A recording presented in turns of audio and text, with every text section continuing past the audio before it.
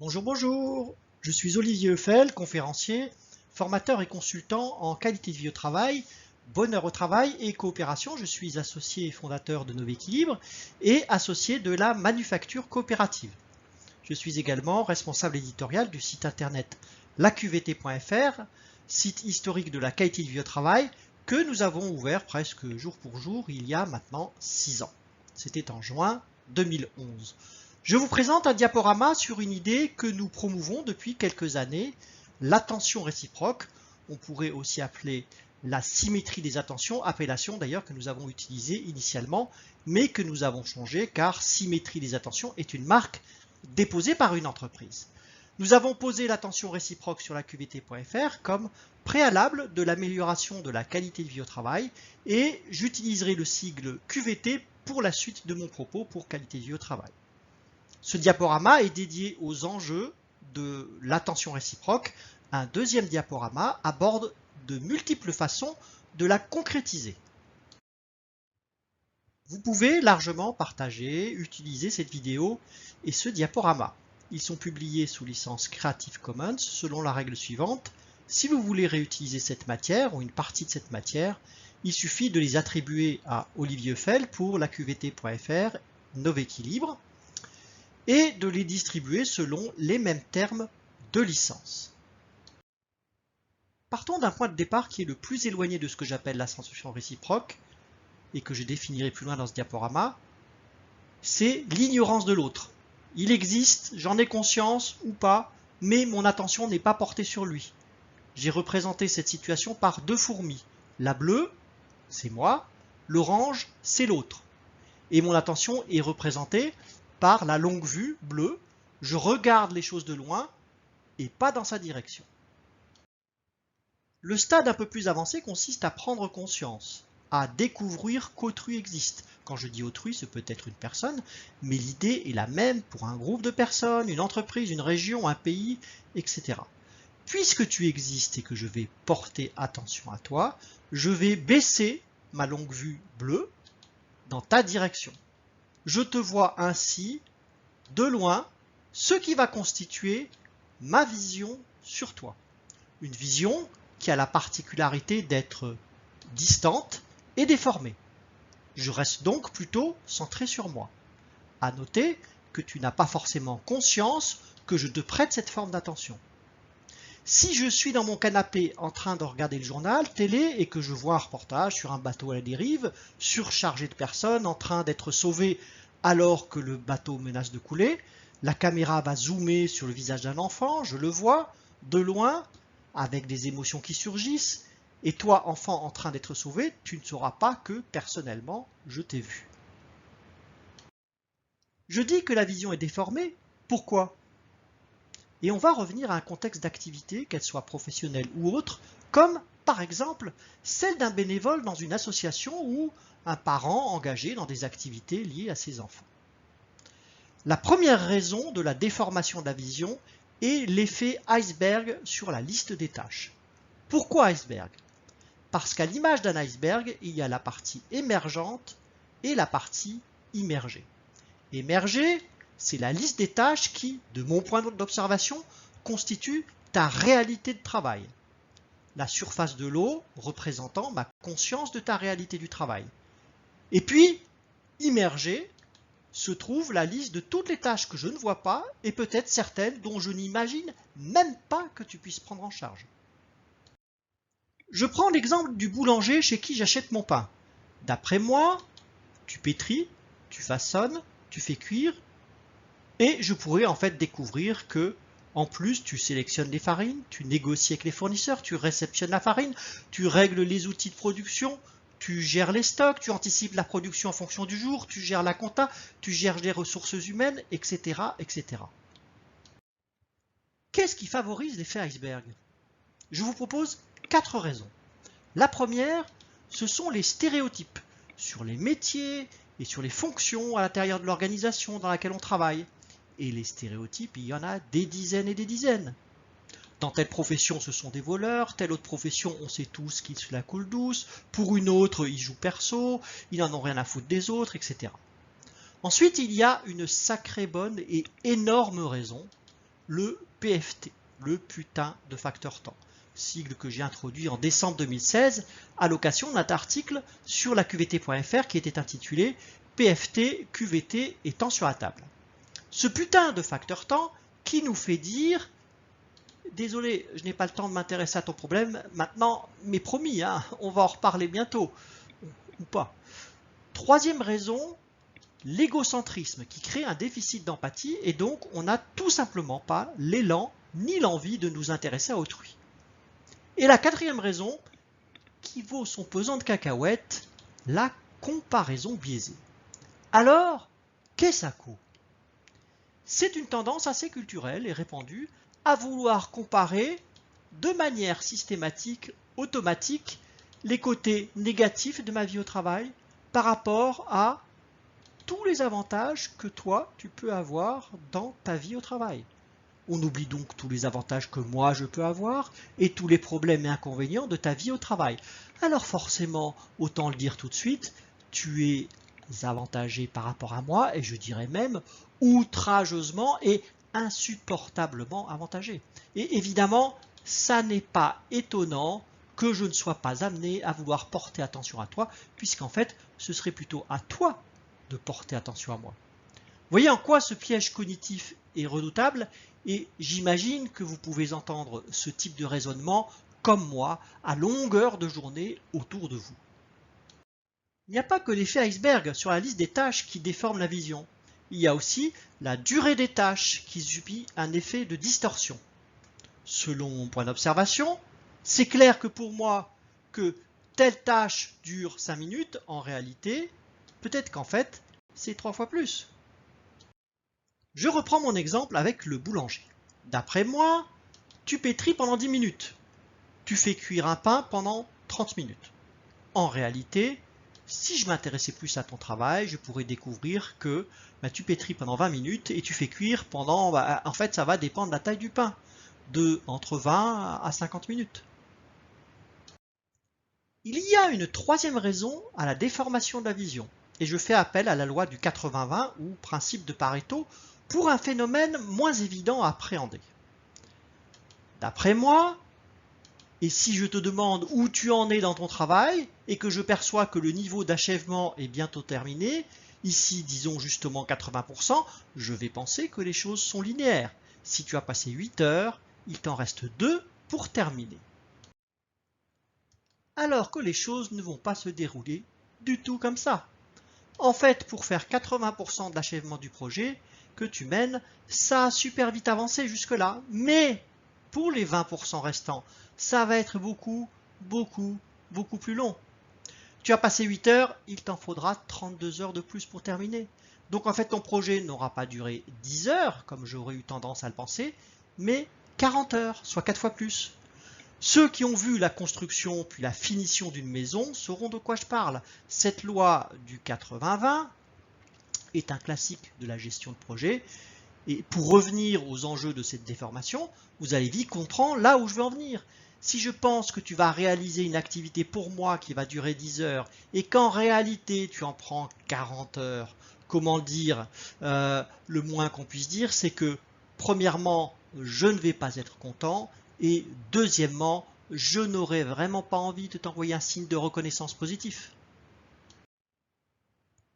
Et la transition est toute trouvée pour en venir au résultat des 3 pièges fatals que je rappelle, les effets iceberg sur la liste des tâches, effet de distorsion du temps sur la durée des tâches et loi du 80-20, c'est que mon jugement sur toi va être faussé. Et bien évidemment, la plupart du temps, pas à ton avantage. Et mon jugement va s'exprimer au moins de 4 manières différentes. Premièrement, tu es incompétent, puisque tu ne fais pas toute la liste des choses que j'attends de toi. Deuxièmement, tu ne sais pas gérer ton temps. Troisièmement, et si je suis ton travail de très loin, peut-être que je vais émettre une phrase sur l'engagement, du type en fait, on se demande si tu bosses vraiment. Quatrièmement, ou alors, un peu plus gentil, mais vraiment pas sympa quand on y réfléchit bien, tu es perfectionniste. Ou alors on utilise le terme de surqualité. Et tout ça, ça s'appelle comment? Le déni de reconnaissance. à ne pas confondre avec l'absence de reconnaissance. Le déni consiste bien à s'entendre dire « je ne suis pas content de ton travail », voire carrément « tu es nul ». Et ça se traduit par un sentiment d'injustice, en particulier si on est mal jugé, possiblement un sentiment d'isolement. C'est évidemment mauvais pour la confiance en soi et pour l'estime de soi, même si on sait que c'est l'autre qui montre son incompétence en matière d'attention et de jugement. Au bout d'un moment, c'est comme une série de vagues qui s'écrasent sur un obstacle. Au bout d'un moment, l'obstacle finit par être érodé, voire emporté ou détruit par une vague. Attention à cet effet dévastateur de la dégradation de la confiance en soi et de l'estime en soi, c'est clairement un facteur de risque psychosocial. Et puis, c'est un risque de tension sur la relation, et donc possiblement un cercle vicieux qui peut se créer. Et bien évidemment, un risque de démotivation, ce qui est bien logique, car si on reçoit ce genre de missile régulièrement, on a forcément envie de lever le pied. Mais attention, parce qu'avant la démotivation, peut-être qu'on va se démener comme un beau diable pour démontrer que l'autre s'est trompé, et c'est là le burn-out qui peut menacer. Résumons sur cet enjeu de reconnaissance. Tu attends de la reconnaissance, probablement méritée, pour le résultat de ton travail, pour ton engagement, pour ta dextérité à faire face aux situations imprévues, aux aléas, etc. Et non seulement je ne te donne pas un feedback positif, le feedback positif que tu attends légitimement, c'est-à-dire un merci, un bravo, j'aime beaucoup ce que tu as fait et comment tu l'as fait, ou alors un point de vue constructif. Donc non seulement tu ne reçois pas de feedback positif, mais je vais t'envoyer un feedback négatif. Un ou plusieurs des 4 évoqués tout à l'heure, tu es incompétent, tu ne sais pas gérer ton temps, on se demande si tu bosses vraiment, tu es perfectionniste. Et là, il faut noter que souvent, ces remarques négatives sont de type inconditionnel, c'est-à-dire que l'on porte la critique négative non pas sur une action précise, mais en généralisant sur la façon de travailler, voire encore pire, sur la personne ou sur la personnalité.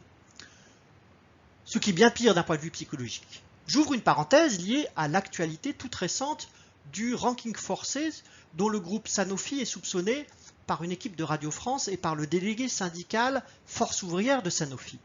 Le ranking forcé consiste à évaluer annuellement les personnes et à demander aux responsables d'équipe de ranger, avec un côté arbitraire, les personnes en 3 catégories. Les sous-performants, les personnes dans la moyenne et puis les sous-performants, avec un pourcentage à respecter pour chaque équipe. Autrement dit, un chef d'équipe qui serait satisfait de son équipe plus que la moyenne est incité à dégrader sa satisfaction pour quelques personnes pour avoir son quota de sous-performants. Autrement dit, quelques personnes qui auraient une performance correcte ou normale se voient d'un seul coup déclarées sous-performants. On se rapproche du phénomène expliqué sur cette diapo à une différence près, et ça n'est pas la moindre. Dans le cas de déficit de niveau d'attention, le déni de reconnaissance n'est pas volontaire, il est induit par les méconnaissances. En quelque sorte, ce n'est pas de la mauvaise volonté ni de la mauvaise foi. En revanche, avec le ranking forcé, il s'agit d'un procédé volontaire, manipulatoire, cynique et irrespectueux de l'être humain. L'être humain y est vu comme une simple variable d'ajustement. Ce qui me permet de commencer à dire que l'attention réciproque s'adresse dans un premier temps à celles et ceux qui ont une conception humaine de la vie au travail et qui, pour un certain nombre de raisons, se trouvent plus ou moins régulièrement dans un déficit d'attention à autrui et qui veulent développer chez eux leur capacité à l'attention à autrui. Intention qui s'appuie sur la prise de conscience des enjeux, d'où l'idée de ce diaporama. Je finis sur l'enjeu des feedbacks en indiquant l'enseignement du travail d'un chercheur en économie italien qui a donné son nom à ce qu'on appelle la ligne de Losada. En quelques mots, un feedback négatif, pour un feedback négatif donné, il faut au moins 3 feedbacks positifs donnés pour qu'une équipe soit moyennement efficace. Les feedbacks en général sont très importants. Tout à l'heure, j'évoquais le déni de reconnaissance qui est un feedback négatif. Il faut vraiment avoir en tête qu'il n'y a pas que les feedbacks négatifs non bienveillants, et non justifiées qui sont préjudiciables à la santé psychique. Il y a aussi l'absence de feedback qui, dans certaines situations, peut faire encore plus de ravages, aussi bien au niveau de la santé que de l'engagement et donc de la performance.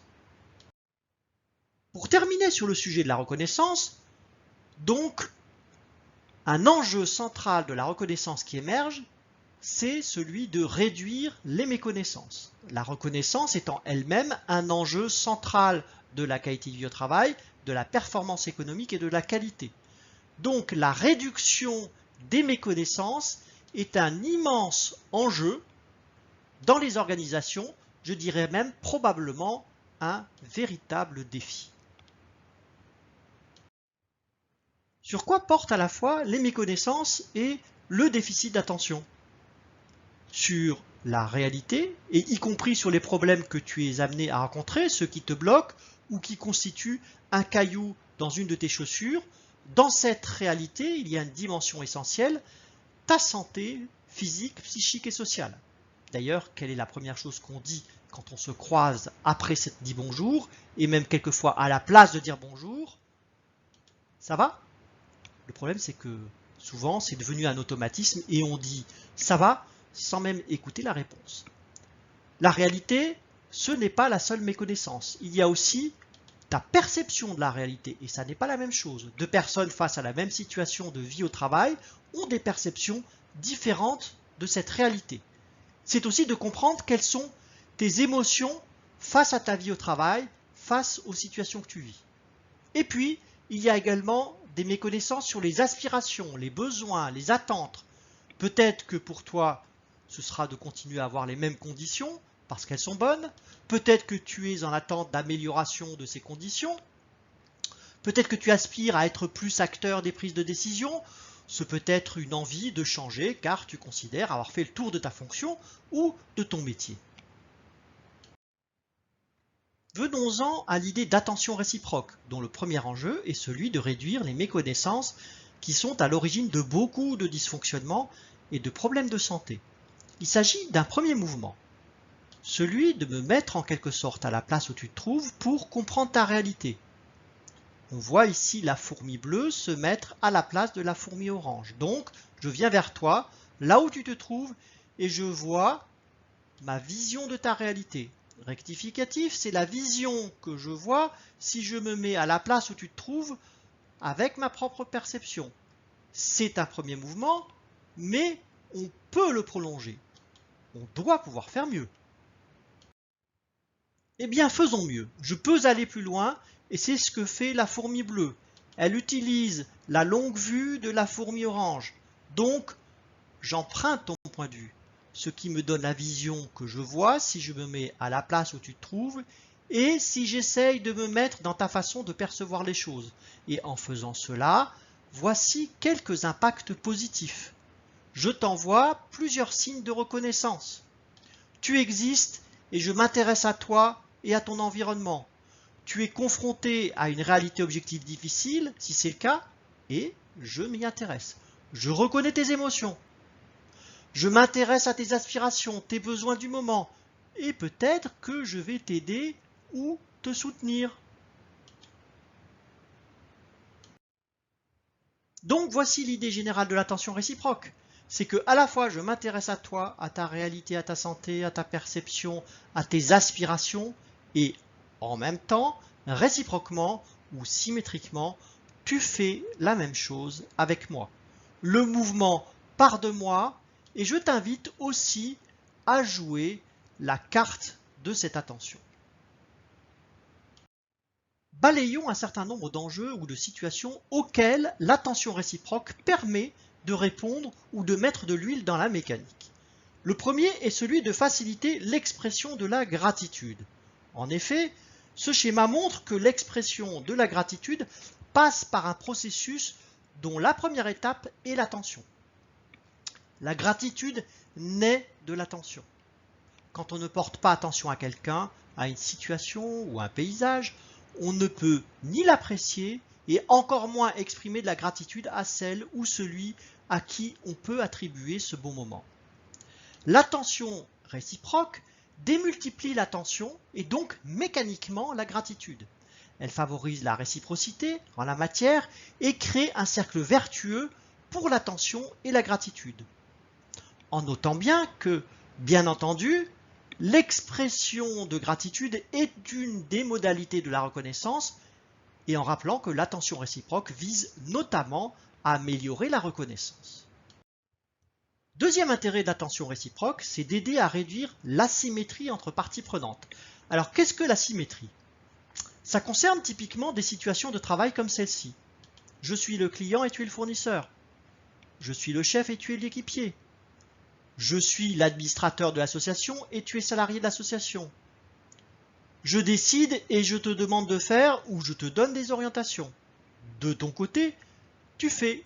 Et peut-être, si je suis éloigné de la réalité du terrain, de ta perception, de tes aspirations, en méconnaissance de ton état de santé, peut-être que tu seras en situation d'avoir affaire avec des objectifs qui ne seront pas forcément réalistes, voire pas réalistes du tout. L'attention réciproque permet de réduire cette asymétrie puisque je vais m'intéresser à toi, ta santé, ta perception et tes aspirations. Et toi aussi, de ton côté, tu vas t'intéresser à ces mêmes dimensions me concernant. Alors peut-être que ça va vous paraître singulier, en particulier pour un responsable hiérarchique, qu'on puisse lui faire prendre conscience que plus d'attention à ses équipiers, c'est gagnant-gagnant, mais bon, ça il comprendra, mais quel est l'intérêt que ça soit réciproque? Tout simplement parce que les équipiers ont eux aussi leur méconnaissance sur la réalité de leur responsable hiérarchique et que l'écosystème aura tout à gagner, que tout le monde se connaisse bien. J'ajouterai même que ce n'est que justice et qu'il est temps d'arrêter l'approche descendante des choses, y compris sur l'idée que l'attention ne devrait être que descendante. Ça change quoi l'attention réciproque? Je vais décider en te consultant, voire mieux, on co-construit toutes les deux la décision. Et toi, tu vas pouvoir faire avec des objectifs plus réalistes. Et on va porter attention l'un à l'autre régulièrement. Au fait, toi, ça va? Troisième intérêt de l'attention réciproque, c'est d'aider à casser la dichotomie entre parties prenantes. Alors c'est quoi la dichotomie? Ça concerne typiquement des situations de travail comme celle-ci. Je fais partie de l'équipe d'appui d'une coopérative d'activité d'emploi et tu es entrepreneur salarié de cette même coopérative. Je suis bénévole de l'association et tu es salarié de cette même association. Je fais de mon côté, tu fais de ton côté. Tu as plein d'avantages, la comparaison biaisée que j'évoquais tout à l'heure, et de ton côté, tu trouves que c'est moi qui ai plein d'avantages. Et surtout, c'est la défense du territoire. Ne viens pas sur mes plates-bandes. Ce que je fais et comment je le fais, ça ne regarde que moi. L'attention réciproque permet de réduire cette dichotomie puisque je vais m'intéresser à toi, ta santé, ta perception et tes aspirations. Et toi aussi de ton côté, tu vas t'intéresser à ces mêmes dimensions, me concernant. Ça change quoi l'attention réciproque dans ce type de situation? Je vais décider en prenant compte les impacts sur toi et réciproquement. En deux mots, nous coopérons. Et j'ajouterai un troisième mot, étroitement. Nous coopérons étroitement. Et on va s'enrichir mutuellement dans nos façons de faire et puis on va porter attention l'un à l'autre régulièrement. Et toi, au fait, ça va? Quatrième intérêt de l'attention réciproque, c'est d'aider à recentrer la focale. Alors je fais allusion à quoi avec cette focale? On peut constater que, quelle que soit la nature de l'organisation, elle est focalisée sur le client, sur l'actionnaire, sur les analyses financières, ou sur l'usager, sur une cause, sur le projet. Et chaque fonction de l'organisation peut avoir une focalisation particulière sur telle ou telle partie prenante. En règle générale, si on compare le niveau de focalisation de l'organisation sur les différents objets possibles de la focalisation, soyons directs et objectifs, le salarié est souvent le parent pauvre. Dans certaines organisations, il est tellement pauvre qu'on considère qu'il est facilement remplaçable et on le gère sous forme de variable d'ajustement. En gros, on appelle les individus d'ailleurs des ressources humaines. Avec l'attention réciproque, on va recentrer la focale, c'est-à-dire que tout en restant dans l'attention des clients, des usagers, du projet, de la cause, des actionnaires, on va résolument, explicitement donner de l'attention aux individus qui portent et servent le projet.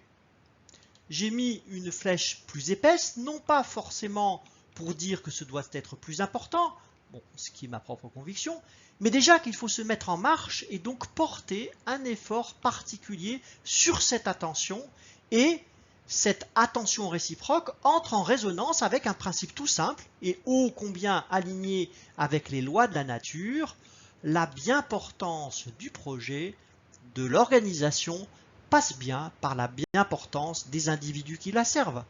Et la bien-portance nécessite l'attention mutuelle.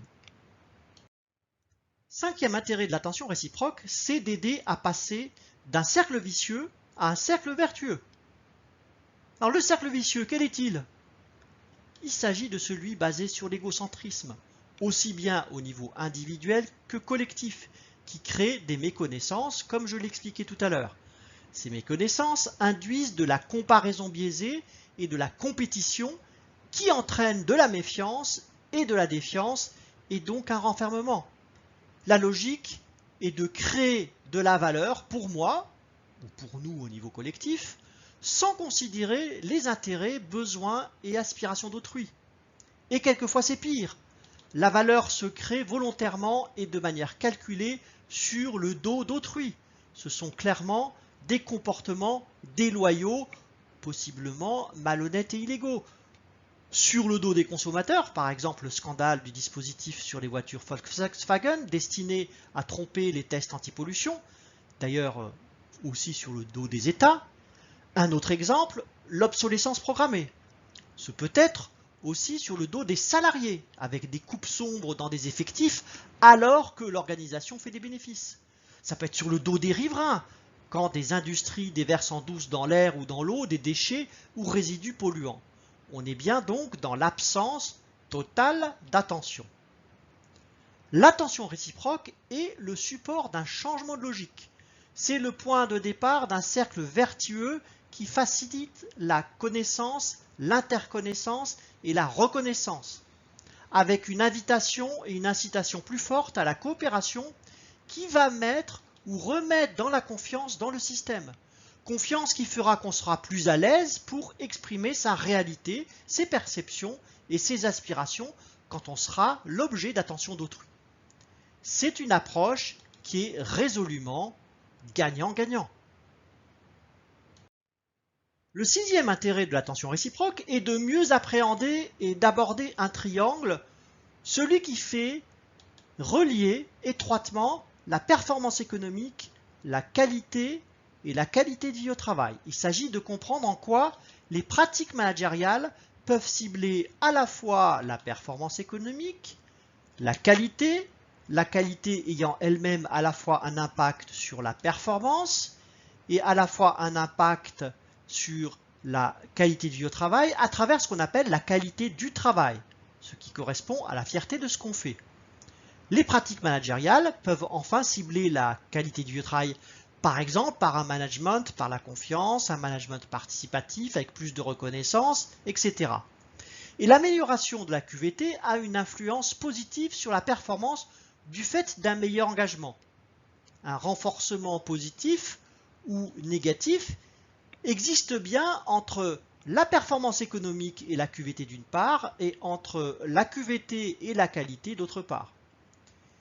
C'est bien l'attention qui va permettre de rééquilibrer la focalisation sur ces trois dimensions, de prendre en compte ces trois dimensions de manière conjointe, une notion qu'on peut appeler performance globale et durable, et à la fois dans les décisions stratégiques et aussi dans les décisions opérationnelles.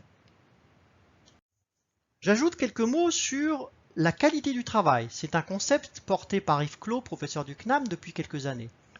Je vous donne la définition. Atteindre les buts que je me suis fixés ou qu'on m'a fixés, parvenir ainsi à un résultat qui est défendable à mes propres yeux. Vous comprenez bien en quoi cette qualité du travail est essentielle pour la santé psychique. Yves Clos promeut l'idée selon laquelle il est normal de ne pas avoir le même point de vue sur la qualité au sein d'une équipe entre la hiérarchie et les coéquipiers. Il valorise l'idée de la controverse, de confronter chacun sa vision de la qualité, et l'attention réciproque est tout à fait indispensable pour le faire de manière bienveillante et efficace. L'attention réciproque est aussi un des 3 préalables que nous avons identifiés sur la QVT.fr et chez Novequilibre pour l'amélioration de la QVT. Les 2 autres préalables étant de se donner du temps pour investir la QVT d'une part, et le fait de s'approprier sa propre QVT d'autre part. Un autre enjeu de l'attention réciproque est aussi de pouvoir réduire les méconnaissances sur soi-même, et pas seulement sur autrui. Sur sa santé, par exemple, peut-être que je fais l'autruche par rapport à mon niveau de fatigue. Ensuite, sur ma perception de ma réalité, peut-être que je focalise sur un aspect négatif, un peu comme si j'avais un ciel quasiment bleu au-dessus de ma tête et que je focalise sur le seul nuage qui s'y trouve. Prendre conscience aussi des émotions que je ressens. Peut-être que je ne veux pas montrer mes émotions. Et puis, quelles sont mes aspirations? Quand on est à courir après le temps en permanence, on peut avoir vraiment besoin de faire le point sur ce qu'on a envie fondamentalement de faire.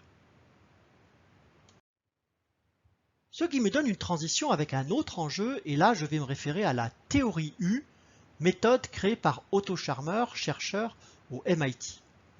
C'est une méthode qui repose sur l'idée d'une triple connexion ou reconnexion.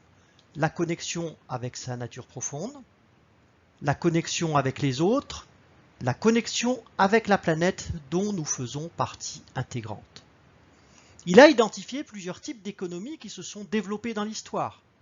Économie centrée sur l'État, l'économie de marché, l'économie sociale, et un dernier niveau, le plus récent, l'économie co-créative. L'économie de marché joue de la conscience égocentrée. Les 2 dernières jouent de la conscience des parties prenantes et d'écosystèmes. Et c'est pour ce niveau de conscience que l'attention réciproque est en effet bien utile. L'attention réciproque, ça se joue entre 2 personnes, entre moi et toi, entre toi et moi. Mais ça se joue aussi au niveau collectif. Notre collectif s'interroge sur la réalité d'un autre collectif, quel est l'état de santé de ses membres, quelle est leur perception de leur réalité et quelles sont les aspirations de ce collectif. Et, évidemment, réciproquement. On voit donc que l'attention réciproque joue par strates, en interpersonnel, puis en collectif à plusieurs niveaux de granularité et avec des parties prenantes diverses, avec un petit mot aussi sur la concurrence. Ne peut-on pas envisager avec les acteurs sur le même secteur d'activité de mutualiser, de partager une éthique, de se fédérer? Pour faire coopération au sein d'un écosystème, il s'agit bien que l'attention réciproque ne se limite pas à ce qui est à proximité. L'idée est de coopérer avec et non de coopérer contre. Pour terminer, quels sont les signaux qui appellent à se dire qu'on aurait vraiment intérêt à activer l'attention réciproque? On a déjà évoqué les 4 du début de ce diaporama. Tu es incompétent, tu ne sais pas gérer ton temps, on se demande si tu bosses vraiment, tu es perfectionniste. Il y en a d'autres. En voici quelques-uns, sachant que je ne suis pas exhaustif, des petites phrases qu'on entend dans les couloirs ou alors des pensées qu'on peut avoir. Il y a une barrière entre nous. Avec l'attention réciproque, œuvrons ensemble pour l'enlever. Pourquoi ne font-ils pas ou n'ont-ils pas fait ceci ou cela? Avec l'attention réciproque, on se donnera peut-être plus de chances de faire ensemble. On n'est pas sur la même planète. Ben si, justement, c'est le cas. Alors essayons, avec l'attention réciproque, de parler de nos points communs et de reconnaître nos différences qui font la diversité dont on a besoin. J'ai tiré le signal d'alarme, pas de réaction, et au bout d'un moment, on arrête de tirer le signal d'alarme. Avec l'attention réciproque, on va prêter attention au signal d'alarme, on va envoyer un feedback et on va analyser ensemble le problème. Chacun voit midi à sa porte. C'est sûr. Mais avec l'attention réciproque, on va aller voir midi à la porte d'autrui. On va se parler. Ils sont complètement à côté de la plaque avec leurs objectifs. L'attention réciproque appelle à prendre des décisions à minima concertées et encore mieux de co-construire les objectifs. On se tue au travail et ce sont eux qui en tirent tous les bénéfices. En activant l'attention réciproque, on crée plus de proximité, ce qui va mécaniquement aller dans le sens de plus de justice et d'équité, de se saisir d'une approche résolument gagnant-gagnant. Mes salariés n'ont pas le sens des responsabilités. L'attention réciproque permet à chacune des parties prenantes de bien considérer les enjeux de l'autre partie prenante, d'aller dans le sens de la co-responsabilité, en libérant les initiatives par la confiance et le droit à l'erreur. Le dernier de la liste, tu crois qu'ils s'intéressent aux impacts de leurs décisions sur nous?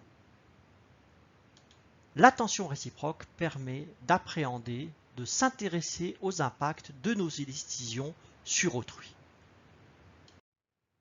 Pour résumer en quelques mots, l'attention réciproque, c'est se porter intérêt et se prêter attention mutuellement. C'est aussi prendre soin l'un de l'autre. C'est réduire les méconnaissances, donner de la reconnaissance, un préalable et un levier pour aborder la santé et la qualité de vie au travail, se donner l'opportunité de travailler ensemble différemment, de manière plus coopérative, dans une approche gagnant-gagnant, en visant une performance globale et durable d'un écosystème à l'échelle de la planète. Merci beaucoup pour votre attention. Un deuxième diaporama présente le comment et vous pourrez constater que les modalités sont nombreuses pour concrétiser l'attention réciproque.